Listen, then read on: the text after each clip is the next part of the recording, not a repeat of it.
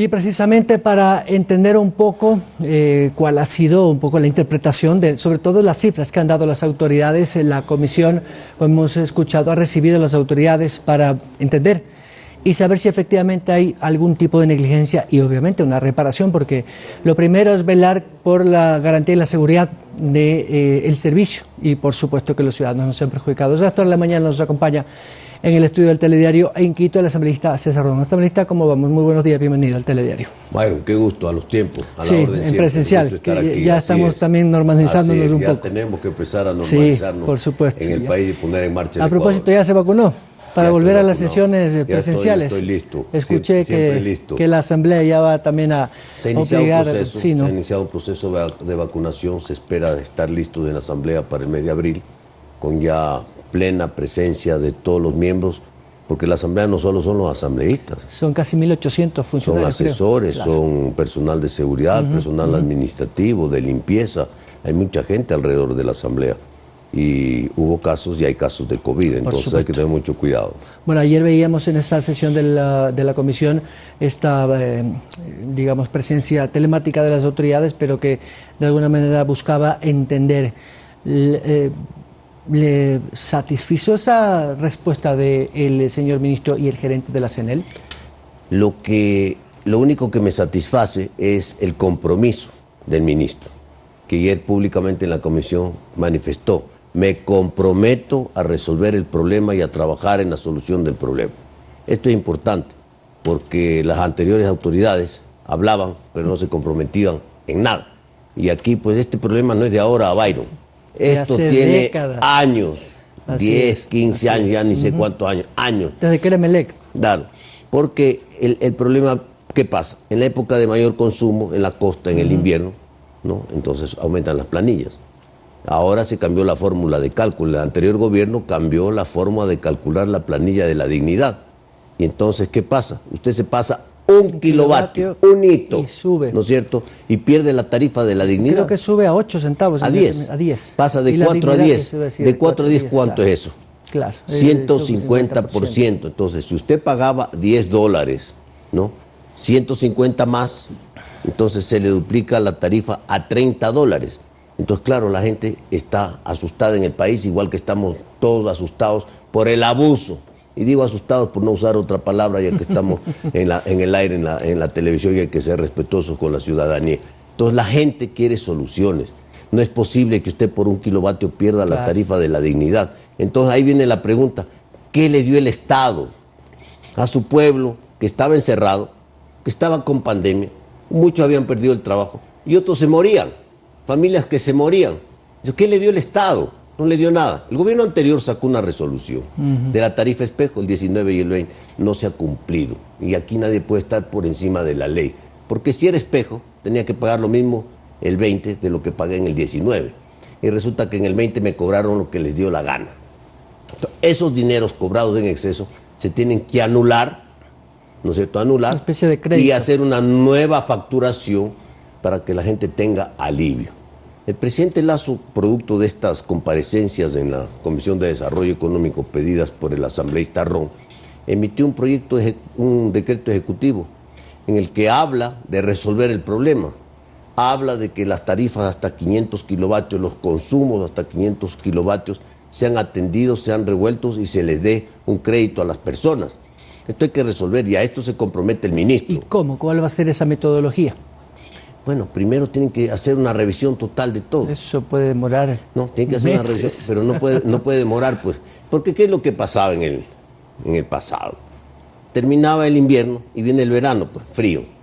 Entonces baja el consumo. Claro. Entonces la gente creía que se ha resuelto su problema. Se olvida porque hasta el ve, siguiente ya invierno. me regresó la tarifa de $10. Cuento, mentira. Bajó el consumo porque ahora hace frío, usted no tiene que prender el aire acondicionado. Entonces aquí el problema es el siguiente, el problema de falta de equidad en el Ecuador, porque aquí se habla de un equilibrio social y resulta que en la sierra se beneficia al 50% de la población de la tarifa de la dignidad, lo cual está muy bien, así tiene que ser. En un país que tiene energía hidroeléctrica, ¿quién tiene que beneficiarse? Su pueblo. Los ciudadanos. No. Y en la costa apenas el 25%. ¿Qué hay que hacer en la costa? Al menos en estacionalidad, subir el umbral, pues. ¿no? ¿A cuánto? A 200 kilovatios por lo menos, para que la gente no pierda la tarifa de la dignidad, ¿no es cierto? Y luego lo que se tiene que hacer, un nuevo tarifario, que tiene que ser transparente, que la gente tiene que saber, porque así lo dice la ley. Tenemos que saber los costos de la energía, porque hacen estudios y no los publican. Y lo otro, se ha detectado, y tenemos montones de evidencias, de que no se hace la lectura de los medidores. Pues, pero ¿no? los medidores son inteligentes desde hace rato. Muchos. Que los que distribuyen, o mejor dicho, gestionan esos medidores sean inteligentísimos, por no usar otra palabra, es otro cuento. Pero hace rato ya no va el técnico a verificar en medidor. ¿Se acuerda que en Guayaquil era súper común que vaya el técnico a mover, y por ahí había incluso hasta un acuerdo entre privados? Pero bueno, ahora ya no, porque automáticamente desde el sistema integrado en la unidad de gestión pueden verificar cómo está el consumo de cada... Así tiene que ser, pues, y es el otro compromiso de ir a una... No entiendo yo qué ir pasa a la ahí. tecnología, Claro. y eso no puede esperar. Entonces los medidores tienen que ser telemáticos, Así es, automáticos, donde usted a través de este aparatito, no sé, uno porque puede es la medir, modernidad, así es, te por saca supuesto. su celular, ¿no? Y aquí usted puede verificar todos los días el consumo diario. Así es. Entonces aquí no hay cuento chino, no es que vino, que me o leyó... qué aparato está haciendo una lectura incorrecta o un consumo excesivo. Así es, para corregirlo, porque si usted tiene un consumo histórico de 500 kilovatios, no puede aparecer pues de la noche a la mañana como ocurre el día de hoy, que resulta que ha consumido 1.500 kilovatios. Mire usted, yo he hecho investigación de campo, no solo he estado con el pueblo en la calle preguntando y recibiendo las denuncias. Me fui pues al campo, cogí mi carro un domingo, me metí en el corazón de la provincia del Guayas, Cantón Santa Lucía, me metí ahí en el Mate, un recinto rural de la provincia del Guayas, a ver qué pasaba con la luz. Familias en el campo, agricultores pobres, que pagan $70 de luz. Esto no tiene presentación. El Ecuador es un país pobre. ¿Cree usted que una familia que gana un salario mínimo vital debería pagar $70 de luz? Entonces, ¿cuál debería ser una lógica en el Ecuador, el costo de la energía para una familia pobre? O en el campo. En el campo, ¿cuánto? ¿El 5% del salario? Claro, debería haber una diferenciación. Entonces, si es 5% sería $20, que es más que la tarifa de la dignidad, ¿no es cierto? Pero ¿cómo entender que una familia pobre? Porque en el campo ni siquiera ganan el salario básico. Además, en el campo ganan por tareas agrícolas. O sea, si hoy día siembra, gana. Si mañana fumiga, gana. Si mañana desbroza, gana. Si mañana cosecha, gana. Y si no está haciendo ninguna de estas tareas agrícolas, no gana nada. Esa es la situación del campo ecuatoriano. Entonces, ¿cómo puede en el campo pensarse que puede haber tarifas de esta naturaleza? Y de ahí viene otra. Y ahí viene otra, pues caiga desde el asiento, agárrese, Byron. Mire, las tarifas tienen 30% de impuestos, digo yo.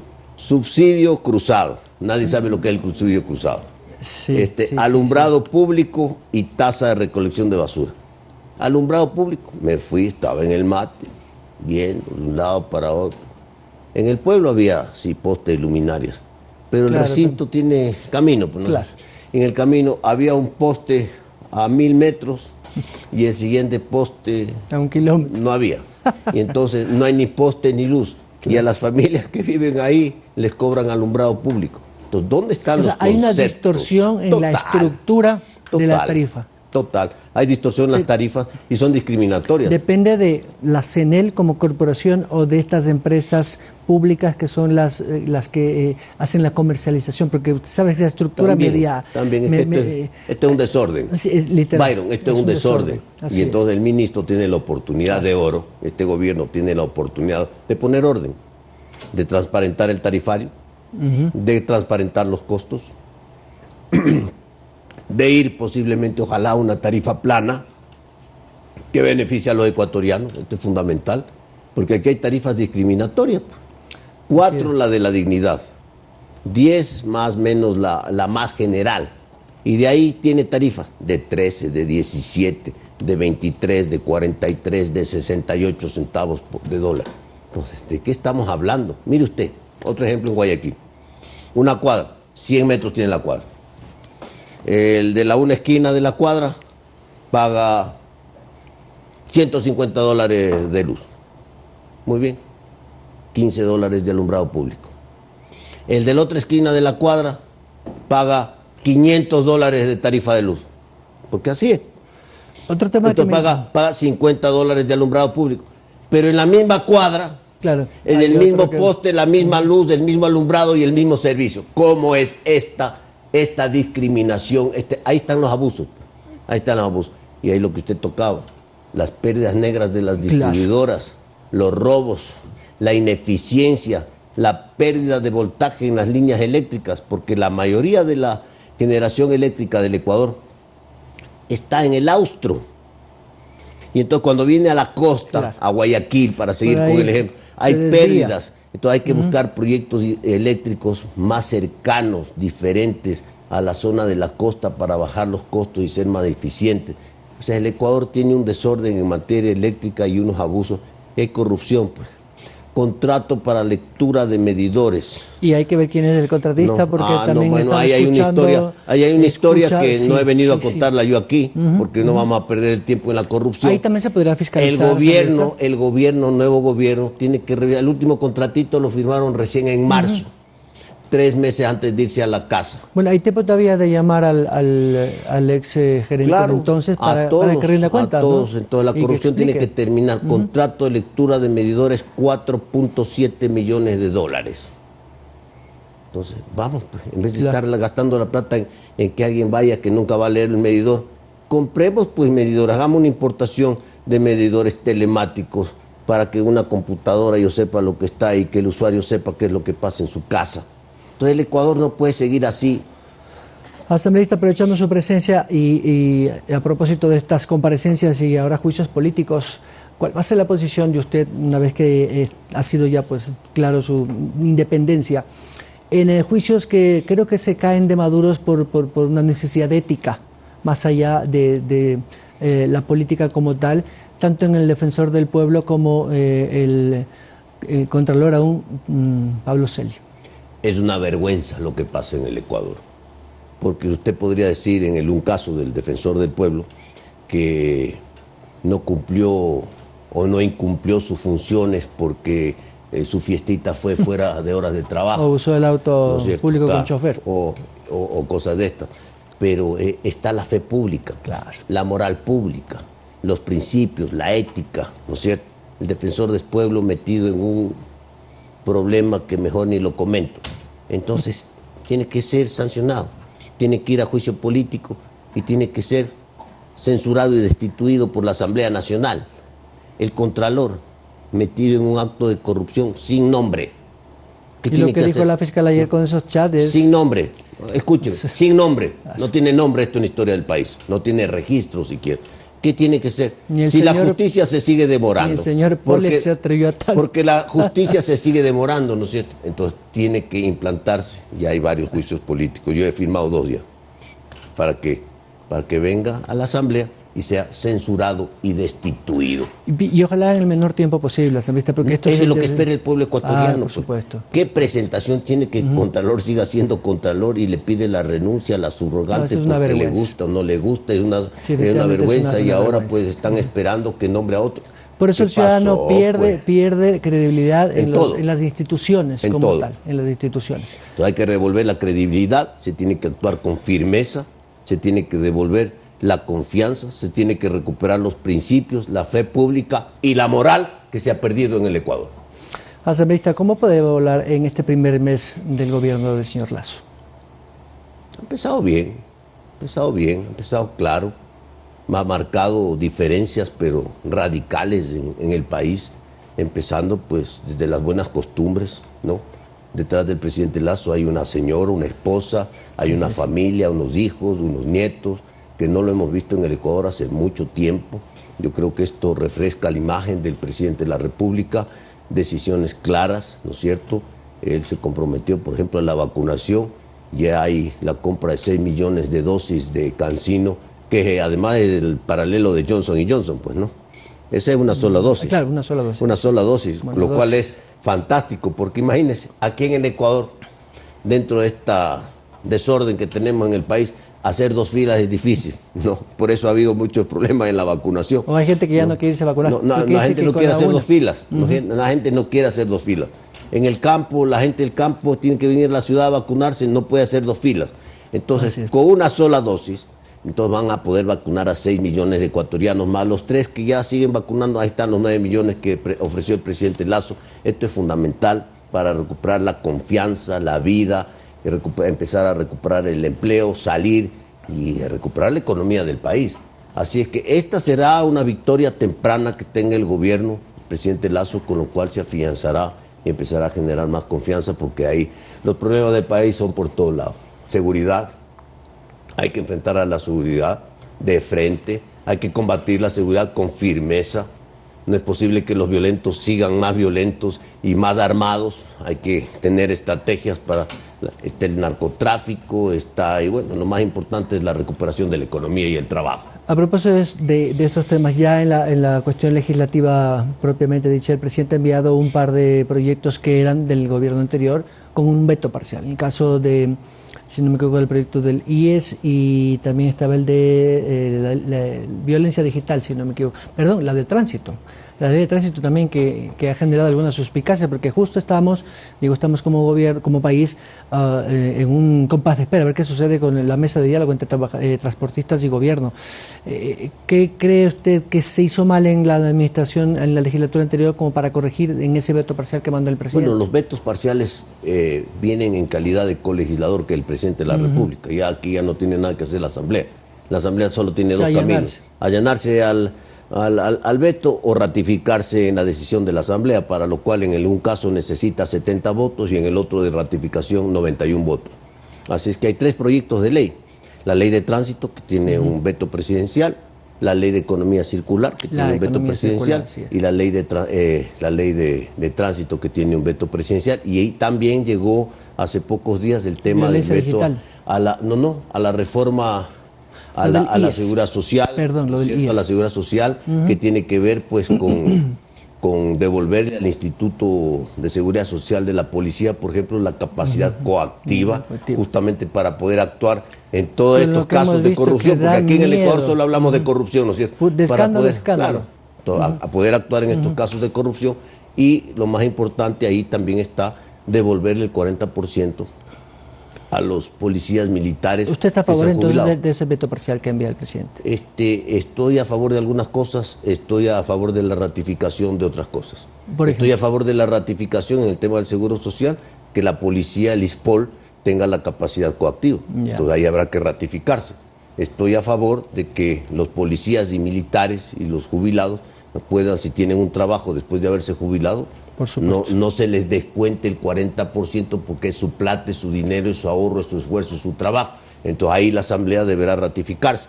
Pero eso está en la comisión especializada. Claro. La comisión tiene que emitir un informe y ese informe tiene que ir al Pleno de la Asamblea Nacional, pero solamente en las 2 direcciones. Aquí no hay cambio de textos, aquí no se puede revisar ni una coma siquiera. O se allana o se ratifica, no hay más.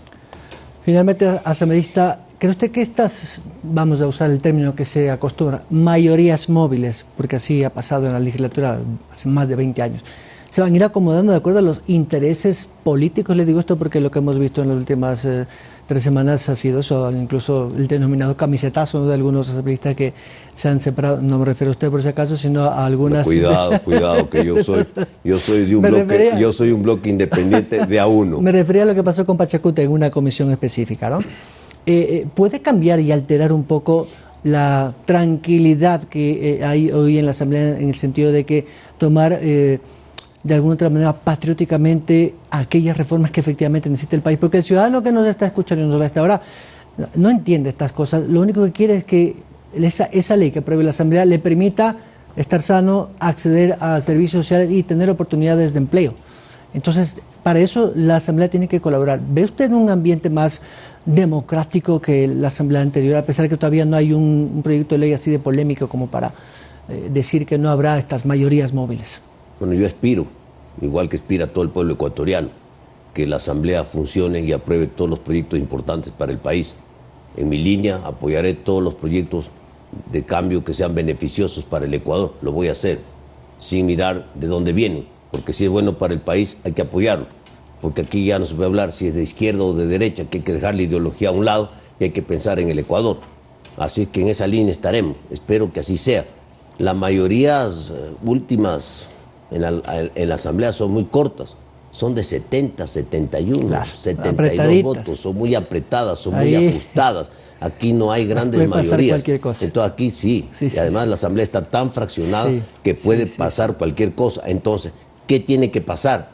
El compromiso de cada asambleísta, de cada bancada, por el Ecuador. Así que todos los proyectos, porque claro, usted dice, ya vendrán algunos proyectos conflictivos, donde seguramente la ideología, ¿no es cierto?, no va a permitir muñequear ahí. hacer reformas que el país necesita. Pero aquí tenemos que pensar en el Ecuador, no en el partido, no en la ideología, no en los colores ni en las banderas, porque es la hora del país. Ojalá, asambleísta, tome la palabra y que sus demás colegas legisladores pues también tengan ese mismo espíritu patriótico. Asambleísta César Roth, muchas gracias. Byron, un gusto enorme. 7 de la mañana con 25 minutos, vamos a la pausa. Al regresar estaremos con el constitucionalista Ismael Quintán. Hablaremos para entender